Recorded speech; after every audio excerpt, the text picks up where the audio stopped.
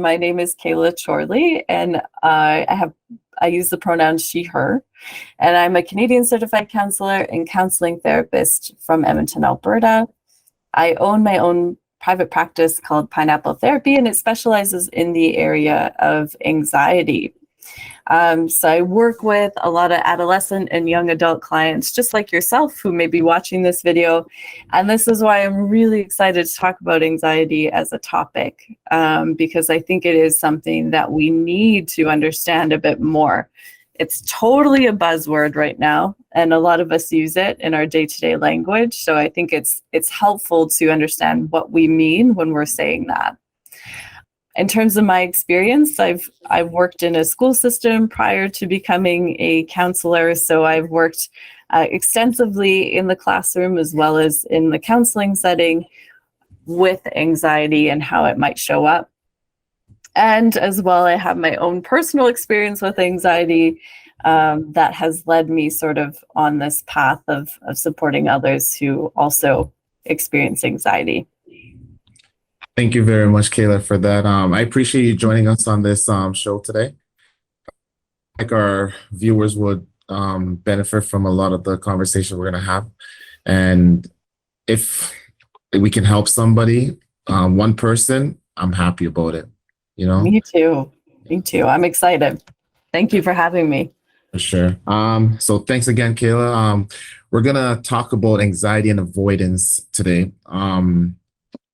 What it means to have anxiety and how, I guess, we can avoid avoidance and what avoidance truly means.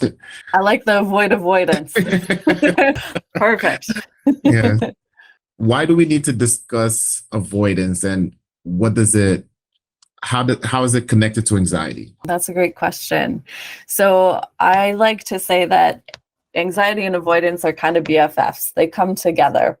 In a sense. And the reason why is because we know anxiety is such an uncomfortable experience. It's very unpleasant when it shows up. And so what we learn early on is anything that makes us feel uncomfortable or unpleasant are things that we want to avoid for our self-preservation, so to speak. So avoidance tends to be one of the most common ways people attempt to cope with anxiety. And it makes sense. We kind of spoke to this earlier, Eddie, when we were talking about the stove. And, you know, if we put our hand on the stove and we burn it, we know not to do that again. And we can have that same experience with anxiety, where we feel this unpleasantness around an experience, and then we no longer want to take part in that experience again. So really common. This often shows up in exam settings. I don't know about yourself, Eddie, but I know I can say as a former teacher, I'd often have several students away on exam days because this was a feeling that they would get around exam time. They would feel anxious, they would feel that uncomfortableness, and then they would make the decision not to come to the exam, thinking that might be a solution. What we know is it's a temporary solution, but ultimately can lead to more anxiety long term. So this is the tricky part about avoidance. It feels like our natural inclination is to do it, but it actually is counterintuitive when we're working with anxiety. Yeah, so it's almost like we're putting ourselves in a safe zone by avoidance, when it's actually not. We're shunning ourselves away. We're not really getting help. So it's, like you said, counterintuitive to what the overall goal is. 100%. And you're absolutely right. What it does is it makes our worlds really small. It makes it so we can no longer do things that create any sort of worry or anxiety for us. And we would hate to be in a situation where we'd have to live in kind of a little bubble because it takes away from our life experience when we do that. Yeah, no, I agree with that for sure. The cycles of anxiety, where does it start and where does it really end? You know, like, how do you know you have it? How do you know that it's too much? So I'm gonna kind of veer off here, but I'll come back to where you're going with this question a little bit as well. But when it comes to the anxiety cycle, what we're referring to is any sort of anxiety promoting or inducing event. So for some of us, that can be an exam. For some of us, that might be giving a public presentation. You got to love those classes that make you do presentations and speak in front of the class. I don't know about you, Eddie, but talking about that, I'm like, oh, I can feel tension, right? So that could be an example. It could be something like having to do a really challenging task or having to write an assignment. Any of those things can be anxiety inducing. And so what we see, just like we were talking about previously, is our brains are super old school. It doesn't matter if it's a real threat or what we say is a perceived threat. Our body responds exactly the same way. So let's say we're worried about a classroom presentation. Well, you can bet that it's going to show up as those physical symptoms that we talked about. Maybe our heart starts racing, we get sweaty, we get shaky. Those worried thoughts. What if I don't know what I'm talking about? What if everyone stares at me? What if everyone's judging me? And then it might also show up, of course, as fear in general, a fear response. So that experience, as we know, doesn't feel great. So what we decide to do, of course, is we're like, well, you know what? That class, not so important. I'm going to skip it. I'm not going to go and talk in front of the class. I'm not going to do my presentation. It's okay if I miss this one assignment. I can make it up later. Or maybe it goes to the extreme of, I'm just going to drop that class. I don't want to do it anymore. There's a presentation in that class. I'm dropping it. And so all of those would be example of avoidance. What we're doing is we are avoiding what's creating or promoting that anxiety for us. Or what we feel to be a traumatic event. Yes. Yeah. And so short term works like a charm. We're like, whew, I don't have to do the presentation. I've gotten out of it. All good. But here's the thing, Eddie, we know we sign up for a new class maybe, and there's a presentation in that class. And we can't outrun these things forever. Eventually, we might have to do some of these challenging tasks. And so now what we've created is this kind of extreme fear of these situations, where now our anxiety symptoms actually increase. So we have actually done the opposite of what we intended to do. Instead of getting rid of anxiety, it's actually increased it for us. Making it worse. Yeah. Okay. Yeah. So what I'm getting from it is like everybody experiences cycles different, right? So your anxiety might come from exam. My anxiety might come from my car breaking down. Yes, 100%. 100%. Yeah. Some of us are really good at giving presentations. Some of us want to hide and run away and never come back if there's a presentation, right? You're absolutely right. It is very individualized. What do you do if you notice you're avoiding? That is a great question. So the first thing I always say is to start with knowing that it's okay to feel anxious. So if you're feeling anxious about public speaking, if you're feeling anxious about an exam, if you're feeling anxious about social events, whatever it might be, that's okay. And one of the first things I like to do with my clients, and they often think it's kind of silly, but I encourage them to acknowledge and welcome anxiety when it shows up. So that might actually look like saying in your head, thanks, anxiety, for looking out for me. I know you're trying to keep me safe and protect me. I'm actually okay in this moment. And the reason why we do that is because often our first thought, as I mentioned before, when people come into counseling to work on anxiety, is they want to make it go away. But we know we don't have the power to make anxiety go away. It's actually really outside of our control. What we do have the power over is to change our relationship with it.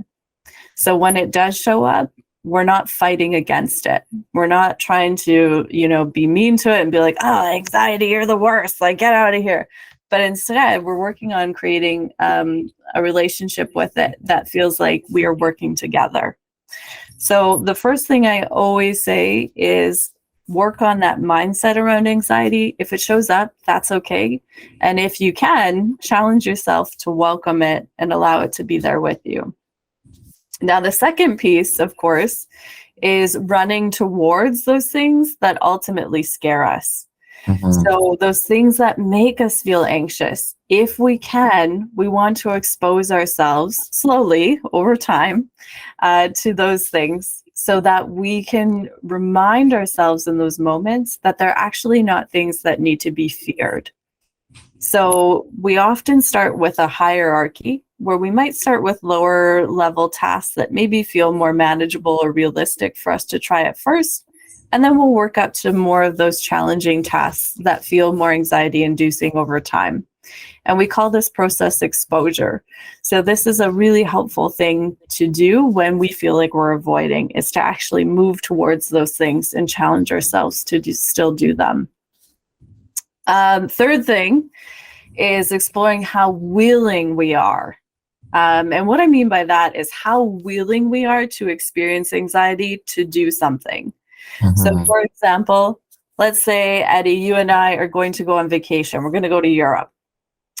And I get really anxious on planes. Not a huge fan of turbulence. I'm going to be honest with you. Last time I was on a plane, I think I grabbed someone beside me and I was like, oh. Yep. The guy beside me was scared too, though, so it wasn't really helpful. I thought he'd reassure me. He did not.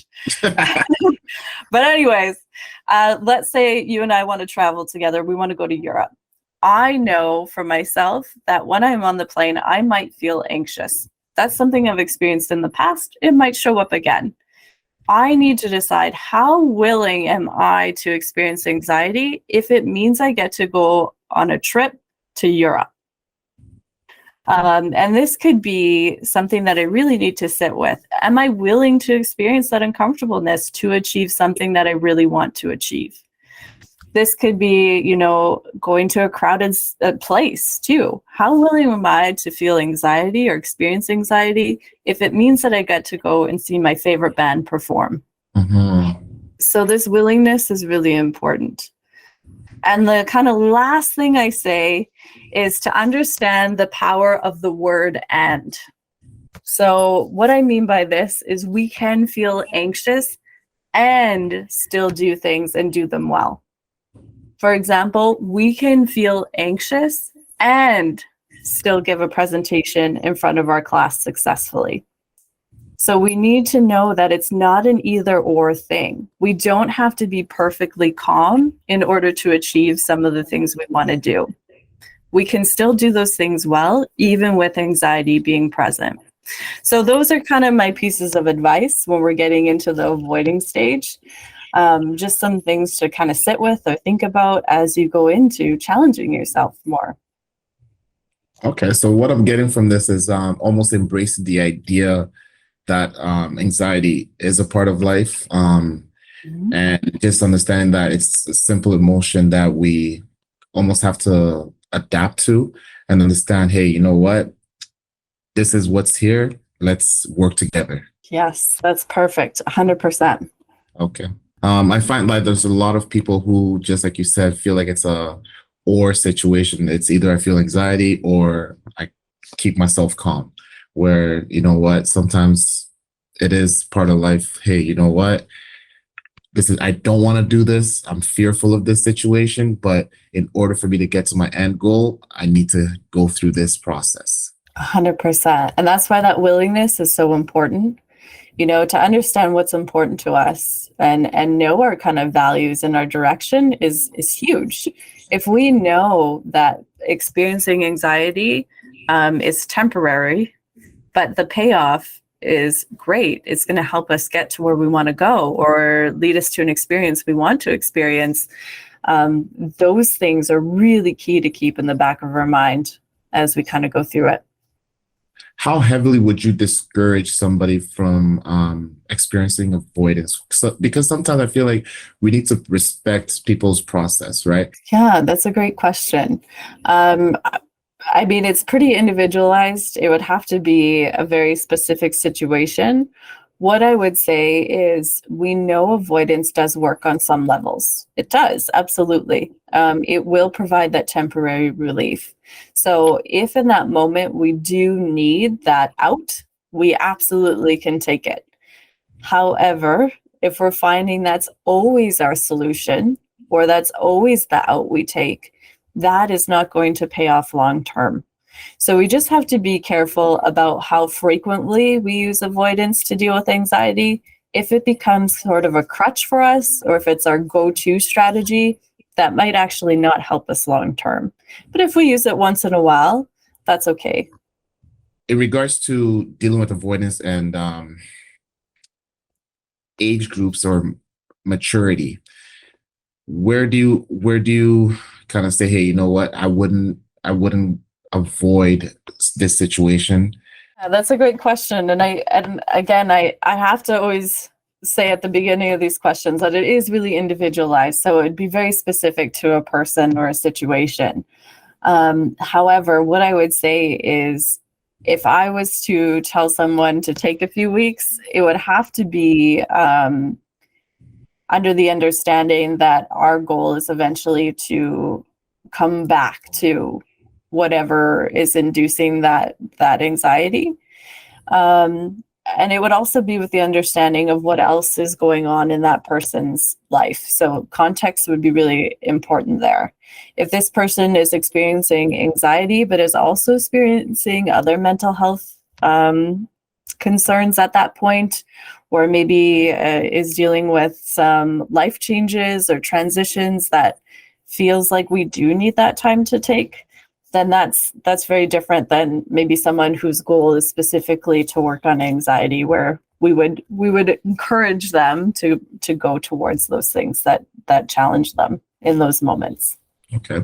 The reason why I bring that up is because I find that in the school sector, or like maybe even daycare or childcare, when a child's experiencing, let's say, anxiety or fear or something, they tell them to go and find a safe space to kind of regulate, right? And for me, that's a one size fit all type of solution.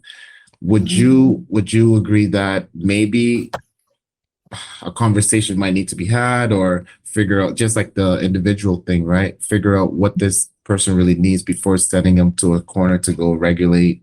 What do you think about that? That is a great question. I think it's complicated.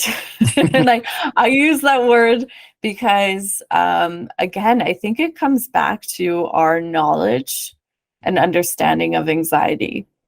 For a lot of us, or for a lot of individuals, their understanding of anxiety might be different than what it actually is or what it actually means, because we use it so commonly in everyday language. So oftentimes what happens is we see people promote avoidance, not intentionally, of course, to increase anxiety, but thinking that this is a helpful strategy. Because naturally, if we think about it, again, back to our stove example, if we touch the stove and it's hot and we burn ourselves, that feels like a correct solution, right? So for a lot of individuals, what I find is they might mean well, but their advice might actually be promoting avoidance. And this is where it gets challenging, because, in a school setting, it can be that avoidance is promoted because that's what's needed in the moment to also maintain the composure of the classroom. And this is why, it's a living, breathing thing. It's very challenging when you're dealing with 30 plus kids. It can be a simpler solution to say, hey, I'm going to need you to take some time to calm down or adjust, or take a time out, or do that pause. Not saying that that's not helpful, but in some senses it can promote avoidance. So it's challenging for sure. I certainly always anticipate that someone's approach is based on their own experience, or maybe coming from a place of love and support. So I know that's not their intentions to do that. but sometimes we fall into that trap. And I think that's a very, very good point to elaborate on, because just like you said, it's not coming from a harmful place. They feel, you know what, this child or person might need a couple of minutes to kind of regulate, where they're actually doing is promoting avoidance. And then that child, it might work for that child. And then growing up, they feel like, hey, you know what? It worked for me in kindergarten, grade 2, grade 3. Why can't it work for me in grade 12? You know? Yeah. Yeah. So And this can be challenging for teachers, 1,000%. You know, if we have a student that doesn't want to write an exam because they're feeling anxious, there's only so much a teacher can do on their end to encourage the student to do so, right? So there's certainly limitations on the teacher's end. What I would say in the case, if we're using exams as an example, is it's okay for a student to self-regulate and take a break and then come back. That's totally fine. It's when we get to the point of saying, oh, you don't have to write the exam. That's when it becomes more of the avoidance than regulation strategy. So slightly different, but it can get real kind of fuzzy in there. So we just have to be careful that we're not promoting avoidance unconsciously. Yeah, no, that's fair. That's fair to say. And I'm glad we touched on that point, because I feel like it's very important for administrators and people to kind of be aware of these things as well, right? 100%. 100%. People wanted to reach you. Where can they reach you? Yeah, so I have a website. It's pineappletherapy.ca. They're welcome to pop on there, and they can connect with me that way, or they can send me an email, Kayla@pineappletherapy.ca, or they can find me on Instagram. Pineapple Therapy YEG is my handle.